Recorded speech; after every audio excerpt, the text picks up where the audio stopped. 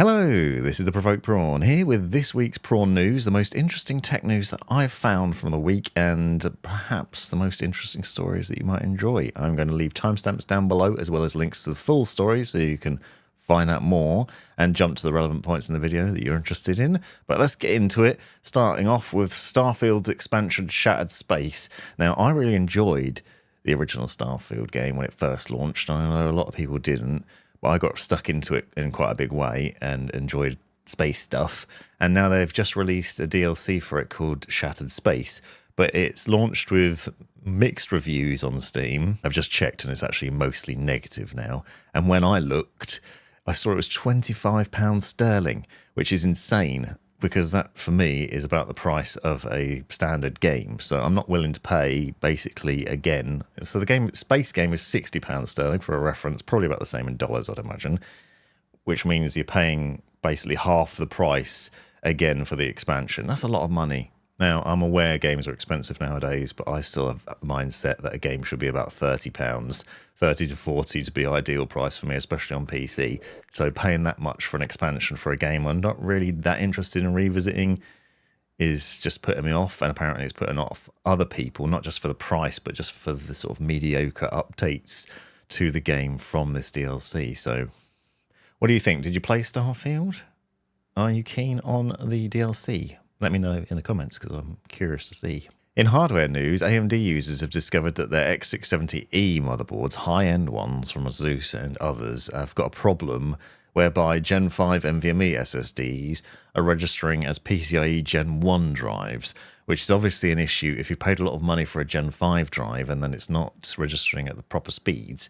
And that was one of the appealing things about these AMD boards, is they were the first AMD boards to support Gen 5 speed and potentially to be really good at it. And I reviewed a few early on which were really nice and fast, but there's been stability issues with things crashing and the drives not working well, which is obviously a big issue. Some apparently have found fixes for it in BIOS updates and firmware updates, but there's still a lot of reports of there being problems.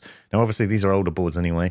There are new motherboards around at the moment, so moving on to newer AMD boards, which hopefully won't have that issue, but it's still a weird time in the PC space with various different problems there. In other hardware news, BeQuiet has debuted its new Lightbase cases, which if you like RGB, you'll probably love because it's got loads of RGB strips down the front, an insane amount of RGB strips, and also comes with the Lightwings fan with the RGB ring around the outside and various other highlights, including the rear connect supports, so the rear connect motherboard support. And I'm a big fan of that. There's a lot of cases now, or at least a handful of cases that I've seen. And it's nice to see more of them. And also, following on from previous news where I talked about how there's going to be more rear connect motherboards coming as well from various brands, it'll be nice to see more cases supporting those because they end up making a really clean build. I've just done one recently inside a Fantex case that I'm going to be publishing a video on soon. I've got another case coming which I'm building next week, which is under embargo, but that too has rear connect motherboard support and will look really clean when it's finished, so watch out for that one. So there's lots of those, and hopefully more of this will mean cleaner builds. Talking of motherboards, MSI says its X870 motherboards support Wi-Fi 7 better than other manufacturers and other brands, and that's up to 320 megahertz of true Wi-Fi 7 support. Now, I find this interesting and maybe appealing, although I'm not using a Wi-Fi 7 router, and it reminds me that I really need to get on there and buy one, because I think mine's Wi-Fi 6, not even Wi-Fi 6E. So I'd like to get in there and get advantage of the newer speeds, because it's faster with Wi-Fi 7 and other things. But if you have one of those routers and you want to make the most of it, then these motherboards obviously support better, faster frequencies. This is worth a read. Check out the link in the description to the full story, as with all of these things. But MSI is calling out other brands, which apparently are pitched as having Wi-Fi 7, but only supporting up to 160 megahertz instead of 320. So if you want the fastest speeds out of your Wi-Fi for your motherboard, then you want to get an MSI board, apparently. Razer is now releasing the haptic feedback cushion. So there is a gaming cushion now called a Freya, or Fraser, I'm not really sure how you're meant to pronounce it. But it's basically a cushion that you sit on and it gives you vibrations depending on what's happening and with the game, and it's over Bluetooth and wireless. So Razer's wireless technology, basically giving you some feedback. Now, I want to get my hands on this, so I need to talk to Razer about it, because this was Project ESSA originally, which was teased at CES and has now been released. $299 US, and it's available to buy now. So if you want to upgrade your gaming experience and you like Razer's haptics, because they've also done this in headphones previously as well, so you can get some more feedback and more immersion into the game. I haven't used it, obviously, so I can't comment on how good it is, but I have seen a couple of articles saying that it is pretty good, so it'd be interesting to see whether it is or not. Intel has released, if you don't know already, and you should check if you're running the latest motherboard, but for 13th and 14th gen CPUs, there's a new microcode update of BIOS, which is 0x12b, which is yet another update. I did a video on this last week talking about how you need to get this update to make sure your system's stable. But people have been testing the performance of the CPU after updating, and as you'd expect, there's a drop in the performance of the CPU and of the system because of it. But then obviously it's designed to help with stability, so it is important. If you want to ensure your system's stable, and more importantly that your CPU doesn't degrade over time, then you want to get the latest update. Yes, your performance is going to take a hit, at least in benchmarks. Whether it makes a big difference to gaming and other things, it is a shame that you have to do it and have to think about it. But there are new Intel CPUs coming, and they're going to be announced on the 10th of October and then released later in the month on the 24th. So watch out for that if you're keen on Intel news and fed up with all this bad news about the previous and current gen of CPUs. Leaks and rumours abound, and if you're worried that Nvidia is going to cheap out on VRAM for the RTX 5080, then a new rumour apparently suggests there'll be a 24GB version, so you don't need to worry. So just a chunky version of the 5080, which will probably cost a fortune, and it's going to have a nice amount of RAM, so there's no need to worry about that. In rather sad news, and this is car news which I wouldn't usually cover, but I really love this car and it's a real shame. The Hyundai N Vision 74, which was hydrogen and electric power, I believe, combined, or maybe it was just hydrogen, and had a real cool retro styling to it, and it was basically just a prototype to show what they could be making. They had originally said they were going to make it, but apparently now the reports say it's not going to be made. Now, I would never have been able to afford this anyway, so it doesn't really matter in the real world, but I just loved that they were making this retro-styled electric car that looked really awesome. It looked really awesome, and it's a shame that it's now not being made after all, so boo, down with that. I want to see more of these really awesome retro electric cars, where they've got like retro styling but futuristic build as well. It's like a nice mishmash of things rather than boring sort of things that keep getting churned out that just look like Teslas. Boring. I want to see more cool stuff. What do you think? If you like power supply news, then there's two stories about Seasonic's power supply. Seasonic has announced that they're doing a 2,200 watt power supply unit for next-gen AI PCs.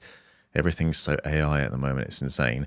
But I wanted to mention this one because it follows on from the story I talked about last week with power supplies that feature two 12-watt high power connectors. So this thing's got two in there as well. Now, you're probably going to use this in a case that supports maybe two systems, or maybe if you're using two graphics cards. There was a rumor that maybe the 5090 might require two 12-watt high power connectors. I don't know whether that's true. We haven't found out yet. But there are other benefits to this. It's ATX 3.1 and PCI 5.1 as well. But also, like I said, you might want to put it in a big case that can support two different systems. Corsair has one where you can put two computers in there. So if you've got a streaming computer and a gaming computer in the same system, you need a big power supply that can handle both and cabling for both, then this might be an option. Seasonic and Noctua are also partnering up on a power supply, which is a Noctua edition, which naturally is designed to run nice and quiet. The fan doesn't spin up until it's under 50% load, and it's meant to be 8 to 10 decibels quieter than other power supplies as well. So than the standard Seasonic Prime TX 1600. So it should be quieter, and if you like Noctua stuff, then you'll like the design of this. Now, obviously, it's got that Noctua brown on it, which not everyone's a fan of, but it's also going to be hidden anyway in your case, so does that matter? I don't know. But it's nice to see Noctua doing partnerships with other people, like what they did with the GPUs a while back. We had a Noctua edition graphics cards, and now you've got Noctua edition power supply units as well. And Noctua does some really good quality fans. Everybody knows that. So if you want really good cooling and quiet cooling, then Noctua is the one to turn to. So if you've always thought your power supply was a little bit noisy, or you don't want to find the annoyance of having a noisy power supply, then this might be the power supply for you. Good news for parents and people like me whose kids play Fortnite. You can now set time limits and basically restrict how long they can play for, which my wife will probably love because she thinks my son plays Fortnite too much. I like it because he plays with his friends and he's a gamer, and it's great having gamer kids, but obviously you do want them to do their homework. So if you're an old person like me with young kids, then now you can restrict their time playing on Fortnite. So that's something. In interesting YouTube news, perhaps, YouTube is now copying TikTok and allowing, on the 15th of the month, creators to upload shorts that are longer. So up to 3 minutes long instead of just 60 seconds. Now, whether you care about this or not from a viewer point of view, do you watch longer shorts? Sometimes I've found I'm watching longer videos and not realised it's happening. And the flip side of it, as a creator, I've always found that 60 seconds is really hard to create a short in. Just talk really fast and get what you want across in a short period of time. So 3 minutes would be better. But also keeping people engaged for the whole 3 minutes in a system where they're expecting a 60-second video and flicking through them is going to be tough. And obviously engagement and view duration is a big part of getting more views on your videos.